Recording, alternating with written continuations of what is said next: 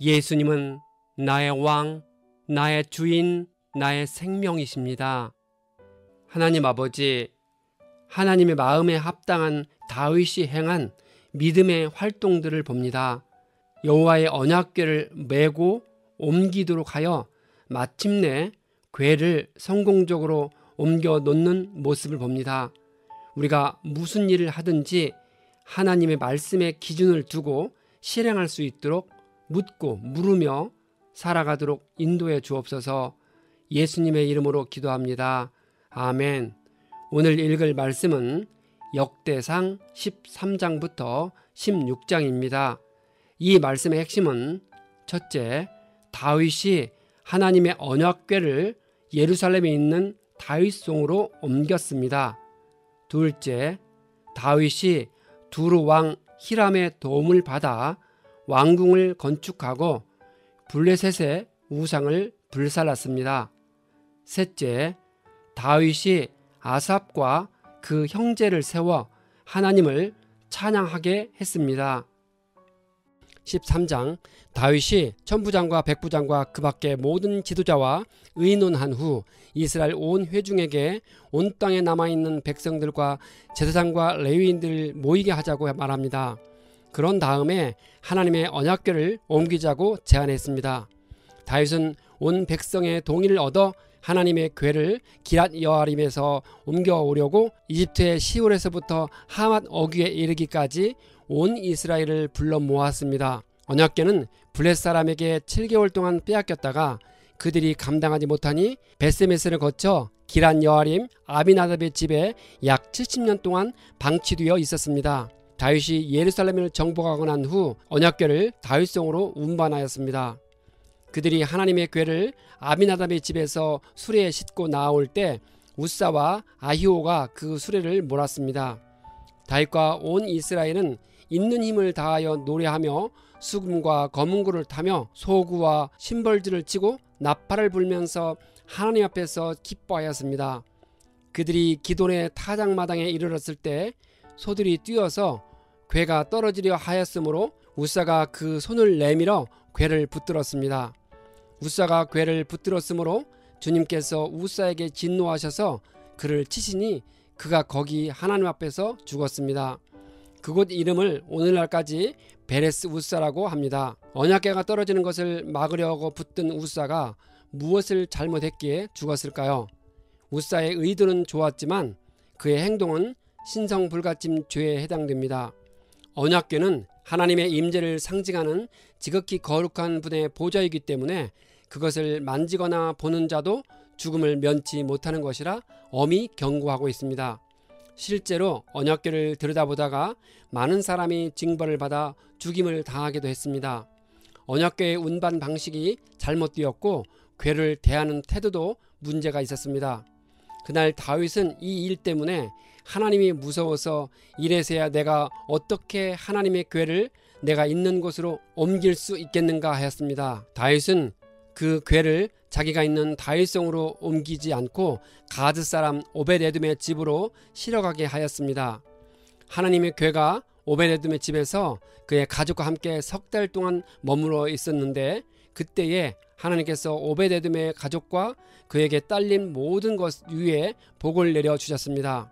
14장, 두루왕 히람이 다윗에게 사절단과 함께 백향목과 석수와 목수를 보내어서 궁궐을 지어주게 하였습니다. 다윗은 주님께서 자기를 이스라엘 왕으로 굳건히 세워주신 것과 그분의 백성 이스라엘을 번영하게 하시려고 그의 나라를 크게 높이신 것을 깨달았습니다. 다윗은 예루살렘에서 아내들을 맞아 또 자녀를 낳았습니다. 그가 예루살렘에서 낳은 아이들의 이름은 삼무아와 소밥과 나단과 솔로몬 등 많았습니다. 결혼에 대한 하나님의 뜻은 일부 일처제입니다. 그러나 다윗 시대의 사람들은 스라에 많은 자녀를 두는 것이 하나님의 축복이라고 여겼습니다.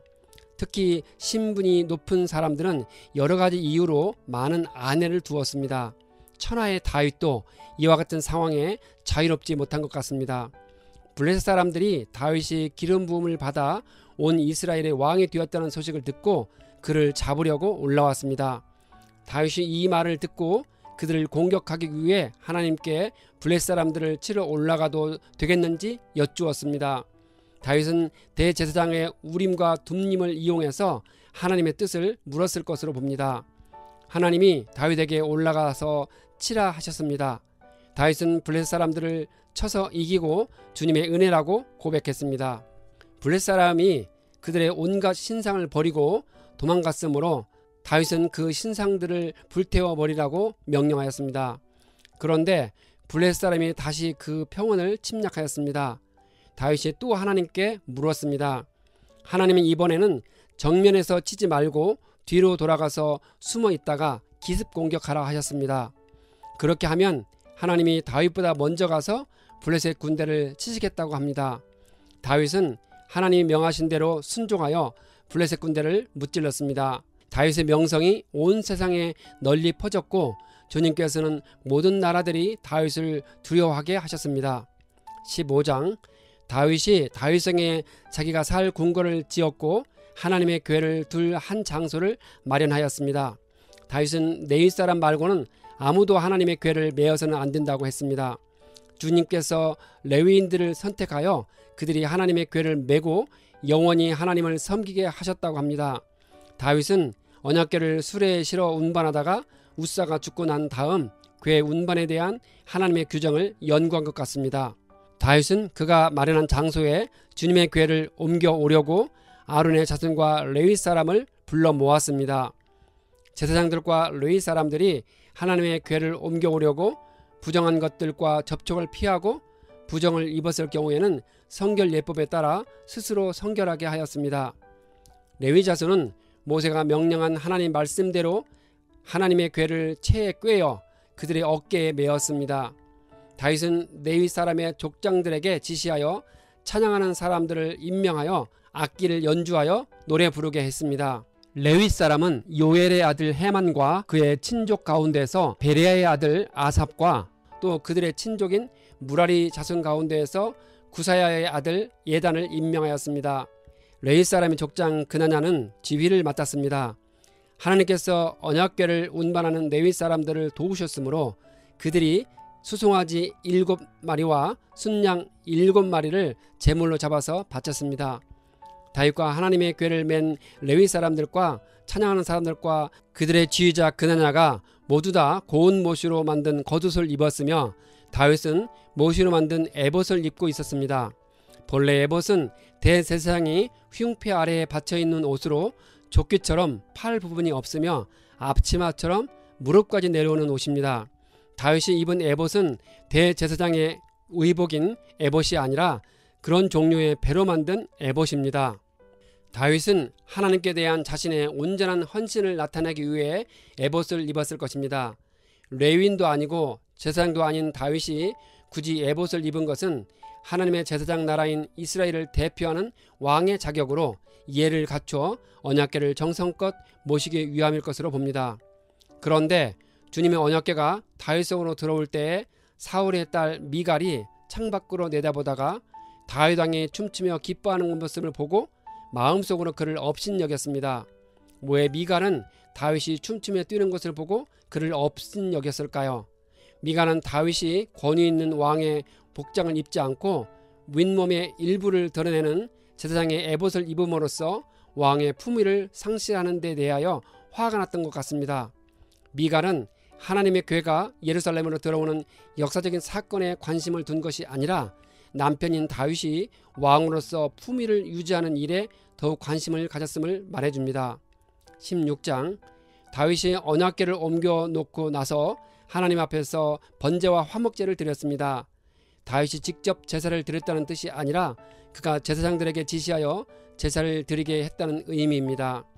희생 제물을 제단 위에서 불태워 드리는 직접적인 제사 행위는 오직 아론 계열의 제사장들만이 행할 수 있었습니다. 여전에 사울 왕은 제사장의 직무를 침범한 죄로 하나님께 버림받고 왕권을 상실했었습니다. 다윗은 제사를 드리게 한 후 온 이스라엘 사람들에게 빵 1개와 고기 1점과 건포도 과자 1개씩을 나누어 주었습니다. 다윗이 레위 사람을 임명하여 주님의 궤 앞에서 섬기며 주 이스라엘의 하나님께 감사하며 찬양하게 하였습니다. 찬양대 대장은 아삽이었습니다. 아삽은 심벌지를 쳤고 다른 사람들은 여러 악기를 연주하며 주님을 찬양하였습니다. 다윗이 아삽과 그 동료들을 시켜 주님께 감사를 드리게 하였습니다. 주님의 거룩하신 이름을 찬양하며 주님의 능력을 사모하고 그의 얼굴을 찾아 예배하라 했습니다. 주님께서 이루신 놀라운 일을 기억하고 주님이 야곱 자손을 택하셨으니 주님이 바로 주 그들의 하나님이라고 고백하였습니다. 주님이 온 세상을 다스리시고 맺으신 언약을 영원히 기억하시며 자손 수천 대에 이루어지게 하실 것입니다. 그 언약은 하나님이 아브라함과 이삭과 야곱과 맺으신 것이니 영원히 유효할 것입니다. 주님께서는 가나안 땅을 자신의 백성에게 주시겠다고 약속하셨습니다. 그때 이스라엘 백성은 극히 적었고 나그네였으며 이리저리 떠돌아다닌 약한 자들이었습니다. 그러나 하나님은 아무도 그들을 억누르지 못하게 하셨습니다. 하나님은 왕들에게 경고하시기를 자신이 기름 부어 세운 사람에게 손을 대지 말며 예언자들을 해치지 말라고 하셨습니다. 하나님의 택한 백성들은 노래하고 복된 소식을 날마다 전하며 그의 영광을 만국에 알려야 했습니다. 주님은 위대하시니 그지없이 찬양받으실 분이시며 어떤 신들보다도 더 두려워해야 할 분이십니다. 만방의 모든 백성이 만든 신은 헛된 우상이지만 주님은 하늘을 지으신 분이십니다. 다윗이 주님께 감사하여라. 그는 선하시며 그의 인자하심은 영원하시다. 너희는 부르짖으라. 우리 구원의 하나님, 우리를 구원하여 주십시오. 여러 나라에 흩어진 우리를 모아서 건져 주십시오. 주님의 거룩한 이름에 감사하며 주님을 찬양하며 영광을 돌리게 해 주십시오. 주 이스라엘 하나님, 영원토록 찬송을 받아 주십시오. 그러자 온 백성은 아멘으로 응답하고 주님을 찬양하였습니다. 다윗은 아삽과 그의 동료들을 주님의 언약궤 앞에 머물러 있게 하여 그 궤 앞에서 날마다 맡은 임무를 수행하도록 하였습니다. 오벳에돔과 그의 형제 68명과 여두둔의 아들 오벳에돔과 호사를 문지기로 삼았습니다. 제사장 사독과 그의 동료 제사장들은 기브온 산당에 있는 주님의 성막 앞에서 섬기게 하였습니다. 하나님의 궤가 예루살렘으로 옮겨간 후에도 하나님의 성막은 여전히 기브온에 있었습니다. 기브온은 그것의 산당으로 말미암아 이스라엘 역사에서 매우 중요한 곳이었습니다.